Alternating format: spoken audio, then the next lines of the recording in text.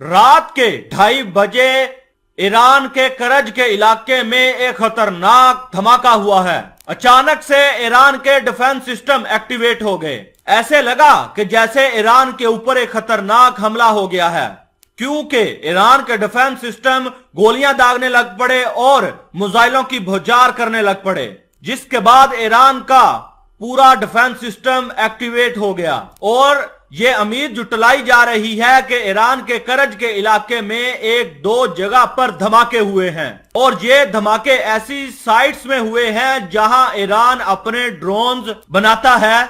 वहां पर 4 धमाके हुए हैं। आप स्क्रीन पर फोटो भी मुलाहिजा कीजिए कि 4 मिसाइल ईरान की साइट के ऊपर हमलावर हुए हैं। ईरान के करज के इलाके में कोई उड़ती हुई चीज साइट के ऊपर हिट हुई है, जिसके बाद ईरान के डिफेंस सिस्टम एक्टिवेट हो गए और उन्होंने गोलियां और मिसाइलों की बौछार करना शुरू कर दी।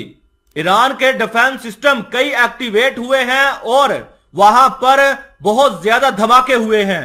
ईरान के करज के इलाके में एक ही जगह पर मिलिट्री और IRGC के अड्डे पर बड़ा हमला हुआ है।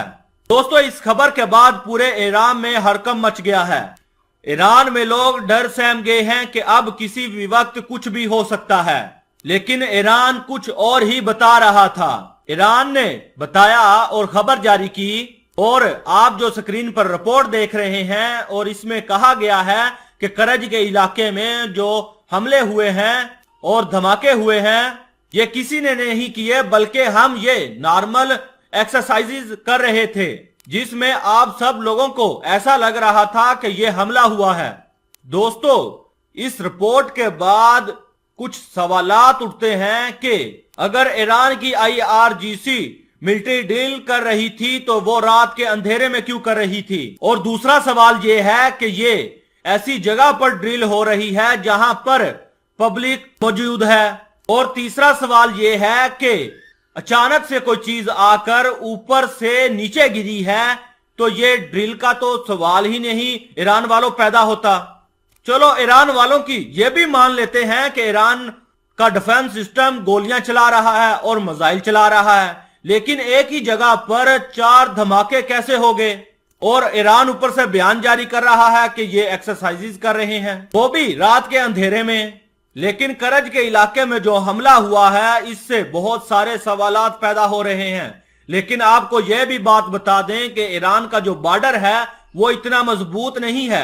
वो इस वजह से क्योंकि पिछले कुछ दिन पहले जब ईरान के इस्फहान शहर पर ड्रोन हमले हुए थे, तो इन्हें पता ही नहीं चला कि ड्रोन कहां से आ गए। लेकिन ईरान इस चीज को बार बार बयान कर रहा है कि ये धमाके नहीं हुए, बल्कि ये सिर्फ और सिर्फ एक ड्रिल है।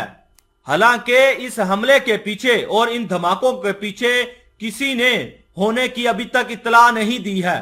इजराइल की न्यूज एजेंसी यरूशलेम पोस्ट ने भी यह बयान जारी किया है कि ईरान के करज के इलाके में धमाका हुआ है और एयर डिफेंस सिस्टम एक्टिवेट हुए हैं।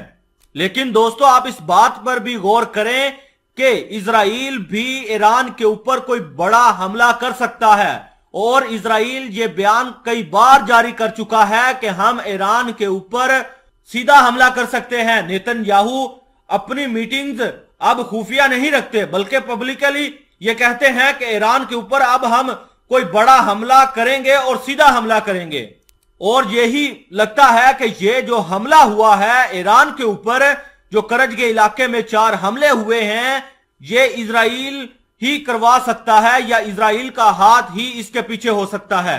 तो देखते हैं कि आने वाले वक्त में क्या बनता है। और आपको क्या लगता है? आप इस हमले के बारे में कमेंट जरूर कीजिए।